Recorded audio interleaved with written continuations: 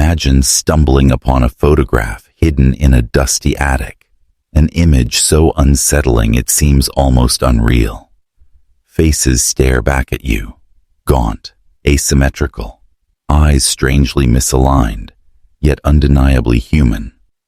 The story behind these faces is one most people in Appalachia never speak of, a bloodline twisted not by chance, but by deliberate choice. Today, we'll peel back the layers of this dark family secret, a chapter of American history that was deliberately buried, forgotten, and denied. Hello, everyone. Before we start, make sure to like and subscribe to the channel and leave a comment with where you're from and what time you're watching. That way, YouTube will keep showing you stories just like this one. In the mid-1800s, in the remote hollows of Appalachia, there were families who became infamous not for wealth or power, but for what lurked in their own homes. Isolated by rugged mountains and generations of secrecy, some bloodlines became trapped in a cycle of inbreeding, producing children whose appearances were starkly unusual and whose lives were marred by suffering. These families lived like shadows in the forests. Neighbors whispered about them, and outsiders kept their distance. But the truth was rarely documented. What makes this story so haunting isn't just the deformities or the isolation. It's the human intent behind it. One matriarch, a widow with an iron will, was rumored to have deliberately controlled the bloodline. She married within her extended family, insisting that her children do the same.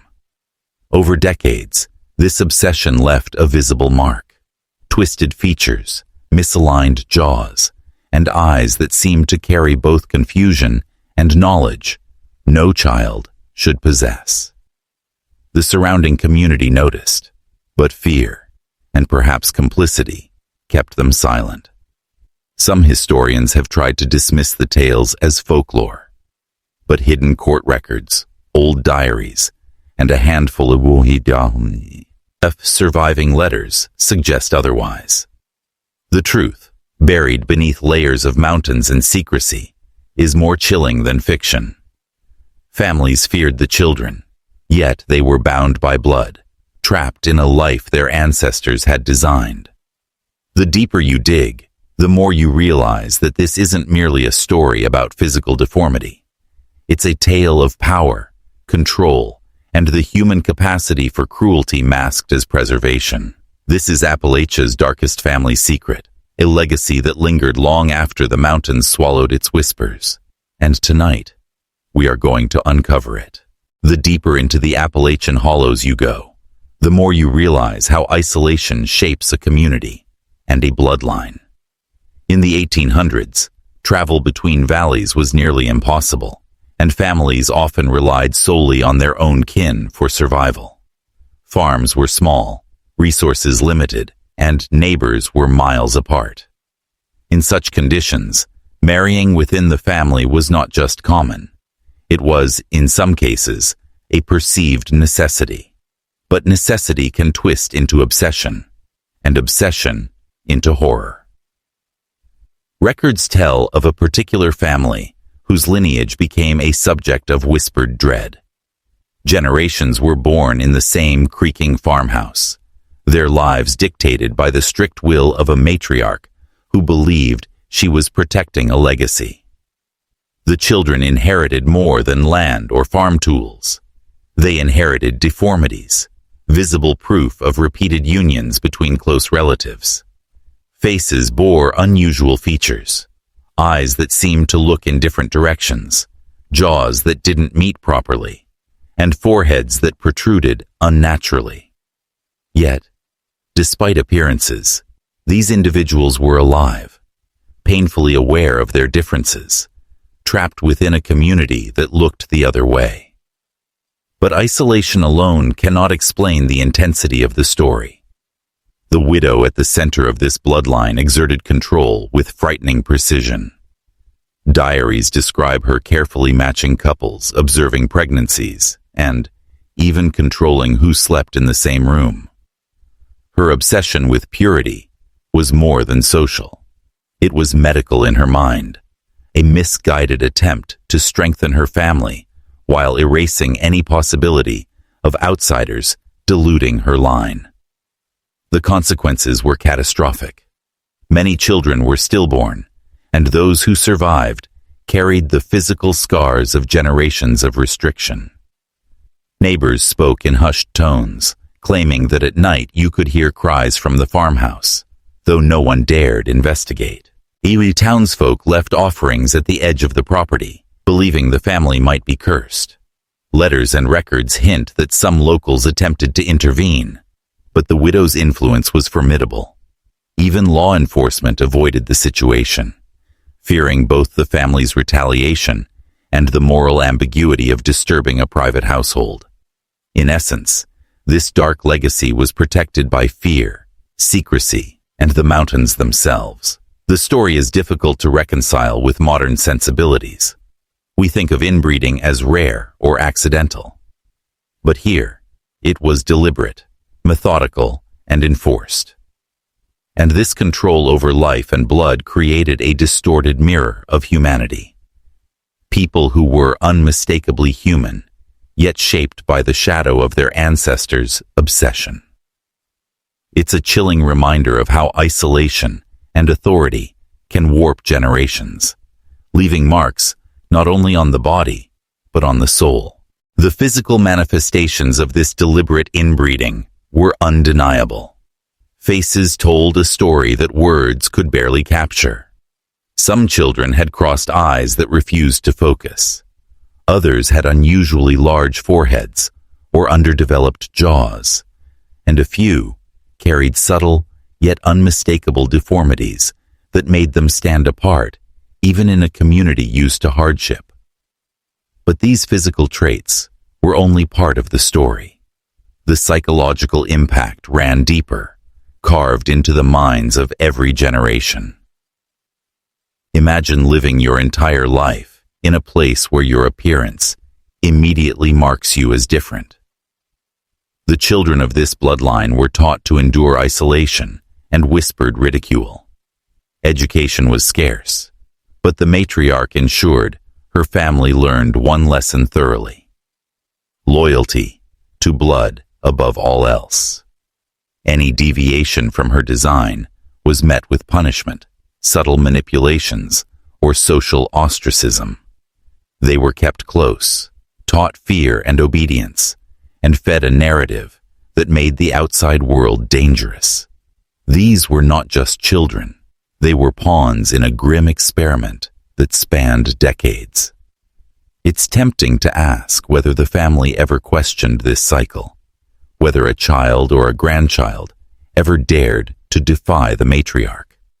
Historical accounts suggest they did, briefly, but the consequences were swift. Marriages were arranged, personal desires crushed, and any attempt at escape was met with familial shame or direct intervention. Letters preserved by distant relatives hint at whispered pleas to leave. But mountains, tradition, and fear held them captive. Their identities were inseparable from the lineage, and the lineage was inseparable from suffering. This was more than just a story of genetics. It was a story of power. The matriarch, wielding her influence like a shadow over the household, crafted a reality where obedience equaled survival. Outsiders were treated as threats. Intruders who strayed too close reported doors bolted from the inside, strange figures peering through windows, and the feeling of being watched by eyes that had seen generations of secrecy. It was a fortress, both physical and psychological, designed to ensure that the family and their twisted genetic legacy remained untouched by the outside world. Some of the most haunting evidence survives in photographs. Faces captured on old film reveal individuals who carry the weight of decades of control and isolation. Their gazes are distant, yet knowing, as if they carry secrets that could never be spoken aloud. This isn't folklore. It's a visual record of human endurance under extreme circumstances. These faces are reminders that history doesn't just live in books. It lives in flesh, in bone, in the shadows of forgotten homes. The more you dig into the history of this Appalachian bloodline, the more disturbing patterns emerge. Beyond the physical deformities, there were stories of behaviors that seemed almost ritualistic, as if the family's isolation had bred not just unusual appearances, but unusual customs. Guests who ventured near the property reported hearing strange chants or murmurs late at night, and there were whispers that some children were taught to repeat old family incantations, words whose meanings had long been lost, but carried a weight of fear and control. Medical records, sparse as they are, indicate that some of the deformities went beyond what modern genetics would predict. While repeated familial unions certainly explain many of the physical traits, the severity in some cases suggested either extreme inbreeding over many generations or other, less documented factors. Starvation, disease, and the harsh Appalachian winters compounded the impact. Each generation carried not just the legacy of its ancestors' choices, but the cumulative burden of years spent in deprivation and isolation. Survival was a victory, but the cost was written plainly in the face. Even as the family aged, the matriarch's influence persisted. Her children, now adults, were bound by unspoken rules that dictated who they could marry, where they could live, and even how they should behave. Any hint of rebellion was met with cold reminders of the family's history and warnings of the mountain's unyielding presence. The Appalachian wilderness itself acted as a natural barrier, ensuring that the family remained insular and that their secrets remained largely hidden from outsiders. What's most chilling is how the wider community responded. Neighbors didn't intervene, not just out of fear, but because they too were complicit in the silence. Some whispered prayers at the edge of the property, others left offerings of food or money, hoping to appease a family that seemed cursed, yet strangely untouchable.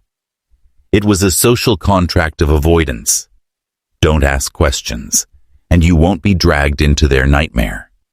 Over time, this created a fog of denial that allowed the bloodline's dark legacy to persist unnoticed by most of Appalachia. By the early 20th century, the family had become a living legend, sometimes whispered about in local taverns, sometimes recorded in forgotten diaries. Yet behind the legend was the undeniable truth, the results of deliberate inbreeding, control, and isolation, all orchestrated by a single, relentless matriarch. These were not monsters born by accident. They were carefully constructed, generation by generation, in the shadows of the mountains. And the faces remain a haunting reminder of what secrecy and obsession can create. By the mid-20th century, the family had become almost entirely self-contained.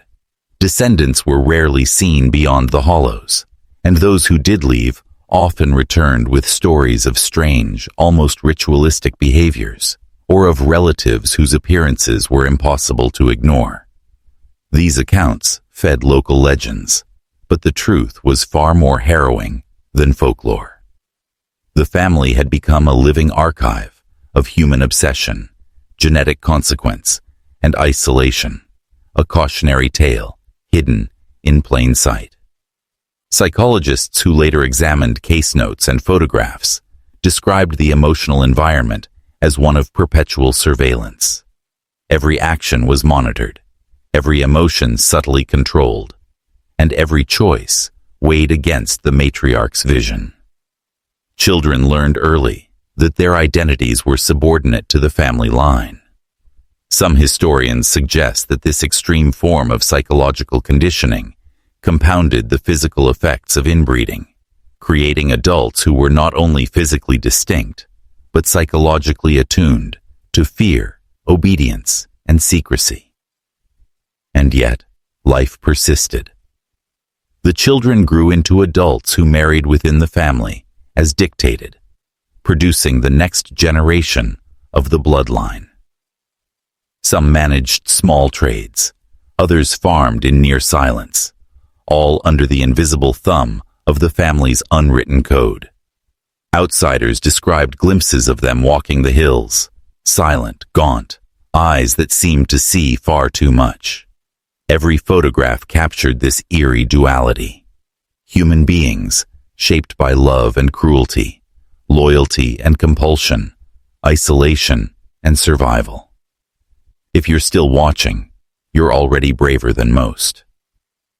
Tell us in the comments, what would you have done if this was your bloodline? Would you accept the path laid before you, or would you try to escape? The story of this family challenges our assumptions about morality, survival, and human nature. It forces us to confront the uncomfortable truth that obsession and control, when hidden in isolation, can create a reality where normalcy is impossible and survival carries a heavy, invisible cost. The Appalachian Mountains have a long memory, and the echoes of this family linger there still. Even in abandoned cabins, overgrown paths, and weathered cemeteries, one can sense a history of deliberate choices, of suffering endured in silence, and of faces that tell stories words cannot. It is here, in these hidden places, that the dark legacy of inbreeding and control remains tangible. A haunting reminder of what can happen when secrecy and obsession intertwine. Some of the most unsettling accounts come from visitors who dared to document the family in photographs or journals. Faces frozen in time reveal the lasting impact of generations of inbreeding. Elongated skulls, uneven jaws, and eyes that seem to carry both fear and an impossible knowledge. It's difficult to describe the effect these images have on those who see them. The combination of vulnerability, isolation, and unnatural precision in the features is almost hypnotic, a record of humanity pushed to an extreme. The psychological toll is equally evident. Diaries and letters that survived, often hidden in attics or behind loose boards, describe children whispering to each other in dark corners, adults avoiding mirrors, and family members communicating in subtle, coded ways. They understood that exposure to outsiders could mean shame, intervention, or worse. Every action, from marriage to daily chores, was dictated by the family's internal hierarchy. This control extended beyond life. Even death became a part of the system, with burials arranged to maintain secrecy, away from the eyes of curious townsfolk. Historical researchers who have tried to trace the lineage note that many descendants carry genetic markers that suggest severe consanguinity. Yet, these findings do little to tell the human side of the story.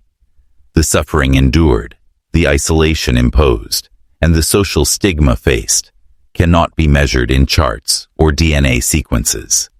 Each photograph, each record, is a silent testimony to the extraordinary lengths humans will go to preserve perceived purity, even when it comes at unimaginable cost. The mountains themselves seemed complicit, shrouding the family's existence in fog and forest. Outsiders rarely ventured into the hollows without a guide, and even then, the oppressive quiet, the sense of being watched, and the eerie stillness of abandoned cabins often forced them to retreat. These natural barriers, combined with fear and local complicity, allowed the family's dark legacy to persist for generations, shielded from public scrutiny. And yet, the family was not invincible. Over time, some descendants managed to leave, carrying with them fragments of history, stories that would later surface in whispers, diaries, and photographs. Each account is fragmentary, but chilling. A reminder that human obsession, when left unchecked, leaves marks that echo across generations, in both body and spirit. The shadows of this bloodline linger, not just in Appalachia, but in every story, every photograph, and every whispered recollection of lives lived under impossible control. The story of this Appalachian family doesn't end neatly. By the late 20th century, much of the bloodline had either scattered or vanished, but the echoes of their existence remain. Old cabins crumble, cemeteries sink into overgrowth, and townsfolk rarely speak of the family, yet their legacy lingers like a shadow over the mountains. The photographs, diaries, and whispered stories are all that remain to remind us of the consequences of obsession, control, and isolation. Modern genetics would classify the outcomes of this lineage as tragic, but historical context shows something darker: human intention. These weren't merely accidents of reproduction or misfortune. They were the result of a deliberate system maintained over decades by a matriarch whose vision eclipsed morality. It's a story that challenges our understanding of history, forcing us to confront the uncomfortable truth that human cruelty can be methodical, invisible, and long-lasting.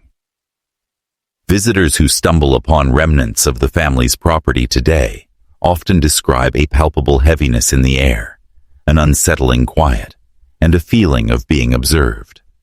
Some claim to hear echoes of the past, faint murmurs of children, footsteps on old floorboards, and the wind carrying whispers of lives that were carefully managed, controlled, and hidden. It's a place where history feels alive, a reminder that the past never truly leaves us. It only waits in the shadows. Perhaps the most haunting aspect of this story is its universality. While Appalachia's mountains provided physical isolation, the story reflects a timeless truth.